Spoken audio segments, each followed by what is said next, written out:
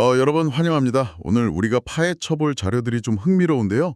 2026년 4월 28일 어제 종가 기준의 최신 글로벌 금융 지표들 그리고 기업 뉴스랑 지정학적 리스크를 다룬 리포트들입니다. 네, 아주 내용이 꽉 차 있는 자료들이죠. 맞아요. 지금 미국의 나스닥 시장은 그야말로 역사상 가장 시끄럽고 화려한 파티를 열고 있잖아요. 사상 최고치라는 샴페인이 진짜 매일같이 터지고 있는데 매일 파티 분위기죠, 정말. 네, 그런데 이 거대한 경제라는 집의 뒷창문을 슬쩍 열어보면요. 뭔가 굉장히 기묘한 풍경이 펼쳐지고 있습니다. 영리한 투자자들은 이미 파티복을 입은 채로 뒷문으로 몰래 빠져나가거나 아예 다른 살림을 차릴 준비를 하고 있거든요. 그러니까요. 보통 주식시장이 최고점을 찍으면 실물 경제도 온 길에 뛰기 마련인데 지금은 마치 두 개의 완전히 다른 평행우주가 동시에 존재하는 것 같습니다. 평행우죠? 딱 맞는 표현이네요. 네, 기술주들이 쏘아올리는 그 불꽃놀이의 화려함 뒤에 사실 차갑게 식어가는 현실의 지표들이 아주 짙은 그림자를 드리우고 있죠. 멀리 갈 것도 없이 오늘 당장의 국내 증시 상황만 봐도 그 분열이 선명하게 보입니다. 대형주 중심의 코스피는 6,641.02로 약간 오르면서 어떻게든 버티는 모양새인데 코스닥은 상황이 다르죠. 네, 코스닥은 1215.58로 무려 0.86%나 뚝 떨어졌어요. 시장 안에서도 위아래가 막 찢어지고 있는 건데 도대체 이 겉모습의 화려함과 차가운 현실 사이에는 무슨 일이 벌어지고 있는 걸까요? 그게 오늘 우리가 집중적으로 봐야 할 부분입니다. 맞습니다. 오늘 우리의 목표는요. 이 소프트웨어와 AI가 이끄는 가상경제가 무한정 날아오르는 동안 석유를 태우고 시멘트를 붓는 우리의 실물 경제는 왜 비명을 지르고 있는지 그 괴리를 이해하는 겁니다. 자, 이 부분 한번 파헤쳐보죠. 아주 예리한 지적입니다. 그 괴리를 제대로 이해하려면 우리는 이 화려한 파티장을 좀 벗어나야 됩니다. 가장 원초적인 물리적 갈등이 벌어지고 있는 곳, 바로 중동의 지정학적 지도로 시선을 옮겨야 하거든요. 중동이요? 거기가 시작점이군요. 네, 모든 경제적 나비 효과의 진원지가 지금 거기에 있으니까요. 오늘 브리핑 자료에 나온 사실관계를 좀 객관적으로 짚어보자면 지금 미국과 이란의 종전 협상 상황이 아주 교착 상태입니다. 대면 만남 없이 전화로만 한다는 거요. 맞습니다. 양국이 마주 앉아서 단판을 지어도 모자랄 판에 오직 전화로만 논의를 이어가고 있다는 점이 리포트에 명시되어 있죠. 외교 무대에서 이렇게 대면 접촉을 피한다는 건 불신이 엄청나다는 거잖아요. 그렇죠. 불신이 극에 달해 있다는 뜻입니다. 이란 측 제안을 보면 우리가 핵 프로그램에 대해 논의를 할 테니 호르무즈 해협 통제권이랑 미국의 해상 봉쇄부터 먼저 풀어달라고 요구하고 있습니다. 먼저 풀어라. 반면에 백악관은 대통령의 직접적인 공식 발표를 앞두고 극도로 신중한 태도를 취하면서 한 발짝도 물러서지 않고 있는 상황이고요. 아니 근데 상식적으로 좀 생각해보면요. 이건 마치 불이 난 집에서 서로 마주보지도 않고 문자로만 소방차 부르는 꼴이죠. 아니 그러니까요. 문자로 소방차 부르면서 협상하는 거잖아요, 지금. 불길은 벌써 호르무즈 해협이라는 그 세계 경제의 대동맥으로 계속 번지고 있는데 말이죠. 게다가 자료 보니까 이스라엘이랑 헤즈볼라 무력 충돌도 점점 격화되고 있더라고요. 네, 실제 사상자까지 발생하고 있죠. 여기서 주목해야 할 흥미로운 점은요. 시장이 가장 두려워하는 게 현재 파괴 자체가 아니라는 겁니다. 그럼 뭐죠? 바로 불확실성의 지속입니다. 지금 국제 유가, 특히 그 서부 텍사스산 원유, WTI가 배럴당 95달러 선까지 치솟으며 맹렬한 압박을 받고 있잖아요. 그게 단순히 지금 당장 원유 공급이 딱 끊겨서 오르는 게 아닙니다. 당장 기름이 안 나오는 건 아닌데 가격이 폭등한다고요? 네, 시장은 항상 미래를 선반영하니까요. 여기서 작동하는 메커니즘이 바로 불안 프리미엄이라는 겁니다. 불황 프리미엄이요? 네, 중동 상황이 진짜 전화 한 통, 미사일 한 발에 따라 언제든 전면전으로 번질 수 있다는 그 공포 자체가 가격표에 딱 얹어 있는 겁니다. 원유는 현대 경제를 돌아가게 하는 피와 같거든요. 그렇죠. 없으면 다 멈추니까. 그리고 호르무즈 해협은 전 세계 원유 물동량의 20% 이상이 지나가는 대동맥이고요. 대동맥이 끊어질지도 모른다는 스트레스가 경제 전반에 극심한 동맥경화를 일으키고 있는 것이죠. 그러니까 경제가 막 잘 돌아가서 수요가 폭발해가지고 유가가 오르는 그런 건강한 상승이 아니라 피가 돌지 않을까 봐 공포에 질려서 오르는 아주 나쁜 상승이군요. 정확합니다. 그리고 이 원유라는 피 속에 퍼진 고유가라는 독소는 필연적으로 다음 단계의 발작을 일으키게 됩니다. 다음 발작이요? 바로 인플레이션이죠. 석유는 단순히 자동차에 넣는 연료가 아니잖아요. 우리가 입는 옷의 화학섬유, 플라스틱 용기, 농작물을 키우는 비료, 심지어 물건을 나르는 물류비까지 모든 것의 기초 비용입니다. 맞네요. 다 연결되어 있죠. 네, 기초 비용이 오르면 시차를 두고 전 세계의 물가가 도미노처럼 오를 수밖에 없는 구조거든요.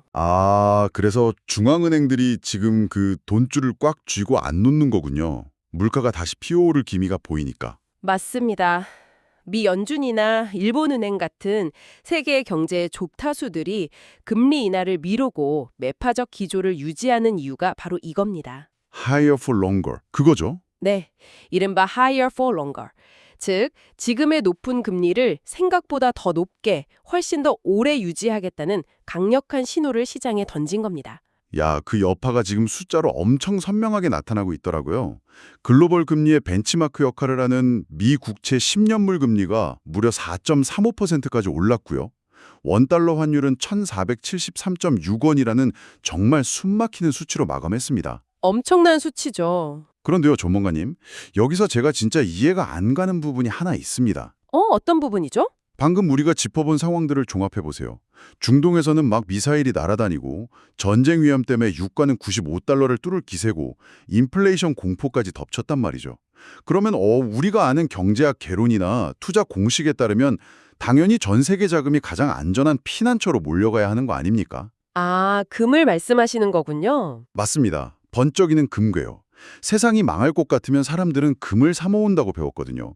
그런데 지금 리포트 보면 국제 금값이 온스당 4,670달러에서 4,680달러대로 오히려 약세를 보이고 있습니다. 네, 떨어지고 있죠. 아니, 이토록 극심한 지정학적 위기 속에서 안전자산의 대명사인 금이 뒷걸음질을 친다는 게 말이 되나요?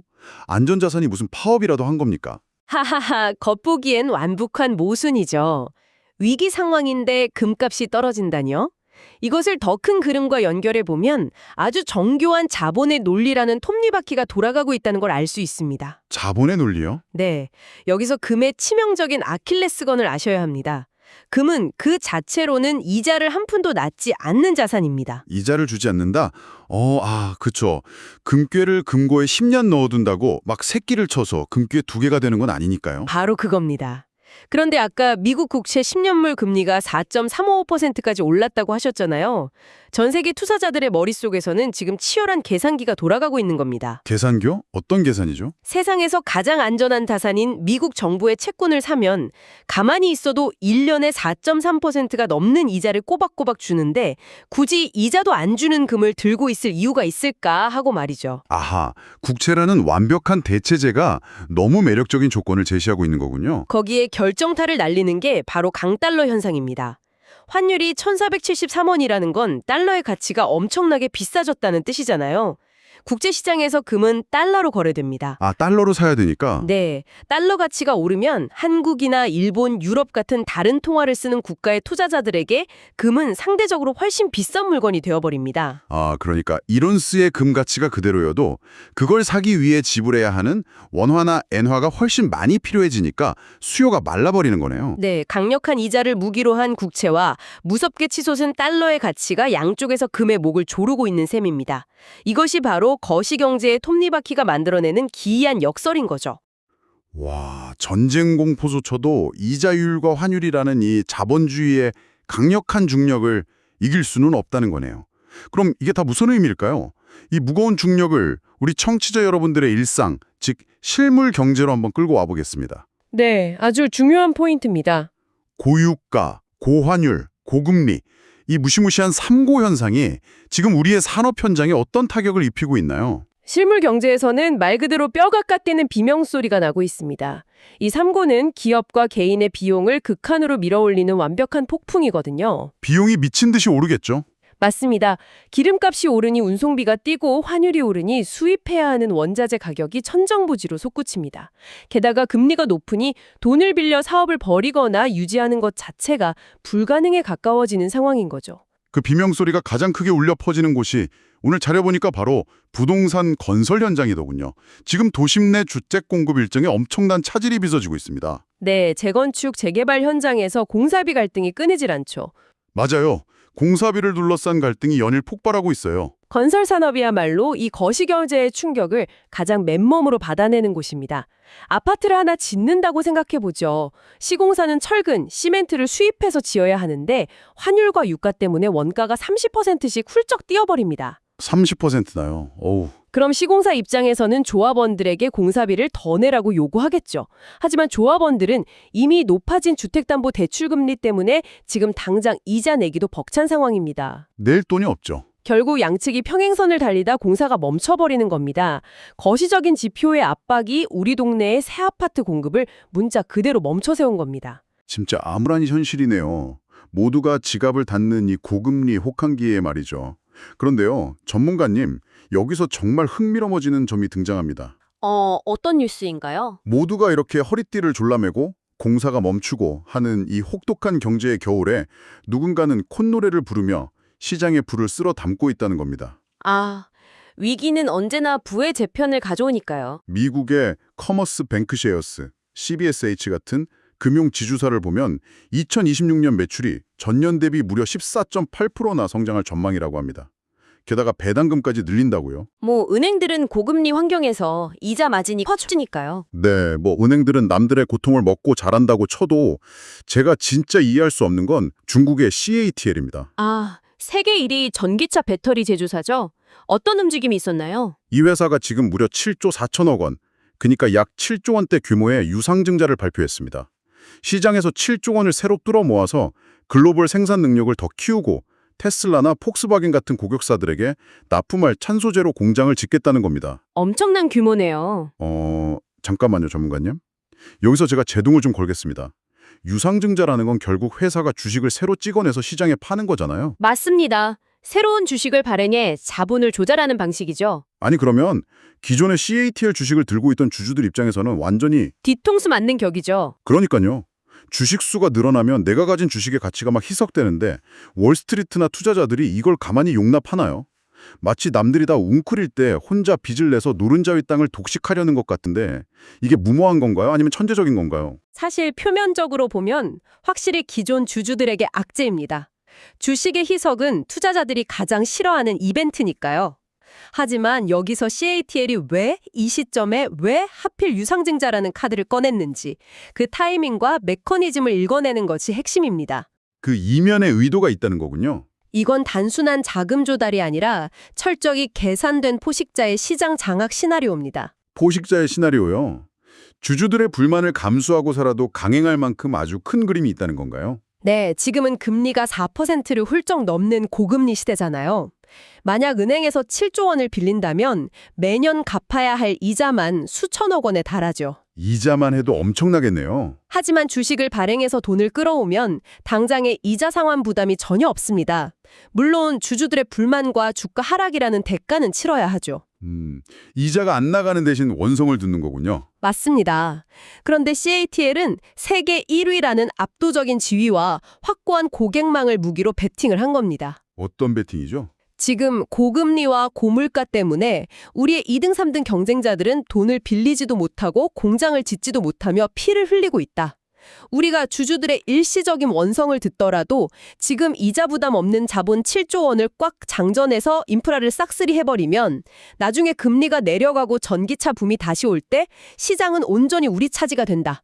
이런 계산인 겁니다. 와, 그러니까 모두가 막 겨울잠자로 굴러 들어갈 때 혼자 빚도 없는 두둑한 지갑 들고 나눠서 동네 노른자위 땅을 다 사들이겠다는 거네요. 그렇죠. 경쟁자들이 추위에 얼어 죽기를 기다리면서요. 완벽한 비유입니다. 경제학에서 이런 위기 상황은 일종의 가혹한 필터링 과정으로 작용합니다.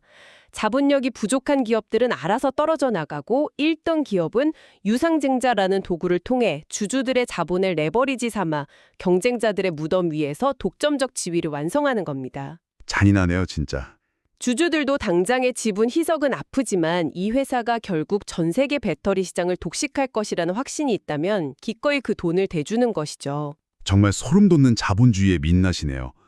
남들의 위기가 누군가에게는 경쟁자를 완벽하게, 그것도 합법적으로 죽일 수 있는 기회라니. 이게 한국 배터리 업계나 우리 청취자 여러분들의 투자 시각에도 던지는 시사점이 엄청나겠습니다. 그렇습니다. 위기 속에서 단순히 단기적인 주가 하락에만 몰두할 것이 아니라 기업들이 그 위기를 단순히 비용으로 소비하고 있는지 아니면 미래의 지배력을 굳히는 무기로 사용하고 있는지 꿰뚫어 보아야 합니다. 이 이야기를 나누다 보니 우리가 처음에 던졌던 그 질문으로 다시 돌아오게 되네요. 거실에서는 나스닥이라는 화려한 파티가 열리고 있고 뒷문에서는 사람들이 막 짐을 싸고 있다는 그 비유 말입니다. 네, 오늘 살펴본 현실과 정확히 맞닿아 있죠.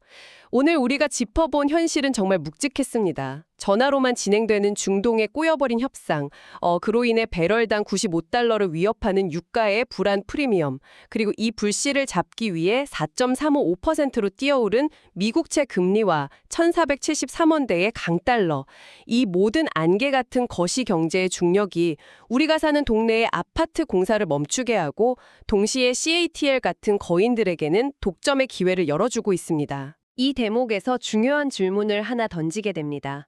우리는 방금 전 살펴본 건설 현장의 멈춤과 오프닝에서 언급했던 나스닥의 사상 최고치 경신이라는 두 가지 극단적인 현상을 나란히 놓고 아주 근본적인 생각을 해봐야 합니다. 어떤 생각이죠? 과거에는 경제가 하나의 거대한 몸통이었습니다. 주식이 오르면 공장도 잘 돌아가고 사람들도 다 같이 돈을 벌었죠. 그렇죠. 다 같이 좋았죠. 그런데 지금 나스닥의 최고치를 이끄는 기업들을 보십시오. AI, 소프트웨어, 클라우드 등 주로 가상경제를 다루는 기술주들입니다. 네, 맞아요. 빅테크들이죠. 이들은 시멘트 가격이 오르든 이란이 해협을 봉쇄하든 성장에 큰 타격을 받지 않습니다. 비트와 바이트는 배를 타고 호르무즈 해협을 건널 필요가 없으니까요.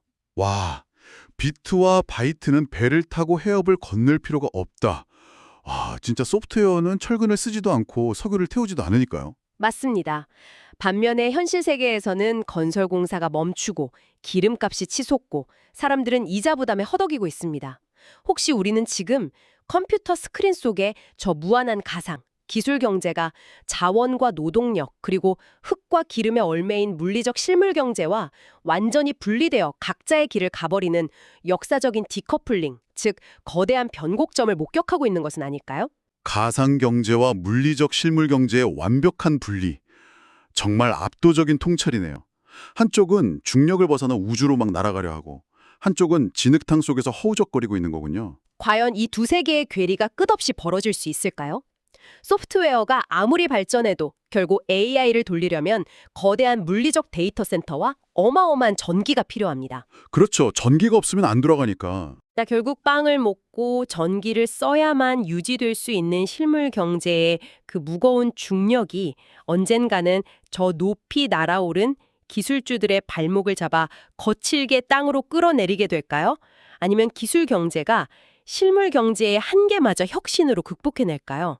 이 거대한 힘의 줄다리기가 앞으로의 자산시장과 세상을 어떻게 바꿔놓을지 여러분 스스로 한번 깊게 고민해 보시기 바랍니다. 야, 정말 머리를 한 대 세게 맞은 기분입니다.